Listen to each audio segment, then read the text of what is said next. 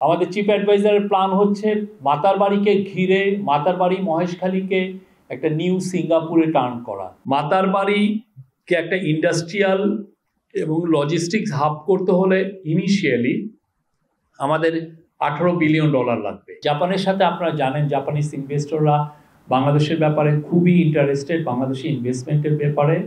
সেই অনুযায়ী 2500-এ একটা এক্সক্লুসিভলি জাপানের জন্য একটা ইকোনমিক জোন করা হয়েছে। সেই ইকোনমিক জোনে যাতে আরও বেশি জাপানিজ ইনভেস্টর আসেন এবং তাদের জন্য কি কি ফ্যাসিলিটি দেওয়া যায় সেটার উপরে উনি কথাবার্তা বলবেন। ওই যেই সেমিনারটা হবে সেখানে আমরা আশা করছি 300-র মতো জাপানিজ ইনভেস্টর থাকবে। তাদের উদ্দেশ্যে প্রফেসর ইউনূস কথা বলবেন এবং অনেক ক্ষেত্রে কারো সাথে আরও বেশি আমরা এক্সটেন্সিভ মিটিং হওয়ার সম্ভাবনা আছে। তো এই জায়গাটাও উনি এমফাসিস দিচ্ছেন। এটাকে এমফাসিস দেওয়ার একটা বড় উদ্দেশ্য হচ্ছে যে আপনারা জানেন যে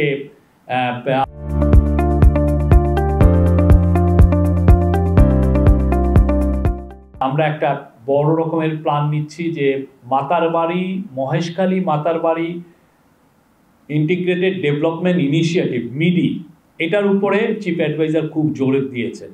এইখানে অনেকগুলো প্ল্যান, এই পুরো প্ল্যানটা যদি এক্সিকিউট করা হয়, করতে হলে আমাদের যেটা কালকে এটা নিয়ে অনেক বড় মিটিং হয়েছে, সেখানে দেখা যাচ্ছে যে এখানে ইনভেস্টমেন্ট লাগবে $140 বিলিয়ন মতো। তা আপাতত এটা অনেক 2040-50 সাল পর্যন্ত।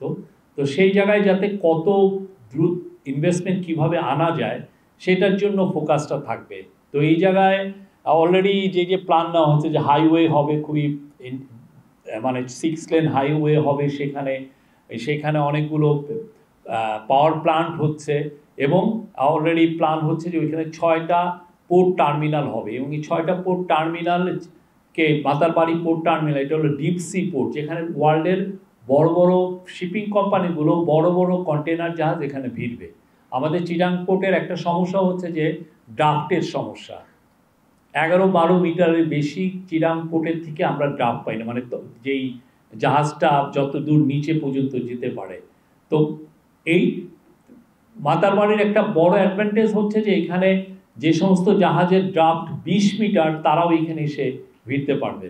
তো সেই জন্য এটার জন্য বড় বড় জাহাজ, ফলে আমাদের যেটা হবে যে আমরা তখন মাতারবাড়ি ডিপসি পোর্টকে যদি 6টা টার্মিনাল যখন তৈরি হয়ে যাবে, আমাদের আর বাংলাদেশ থেকে এটা সিঙ্গাপুরে আর আমাদের প্রোডাক্ট পাঠানো লাগবে না, যে ওইখান থেকে আবার বিভিন্ন বড় বড় পোর্টে যে পাঠানো এটা এখন ডাইরেক্ট মাতারবাড়ির থেকে হবে।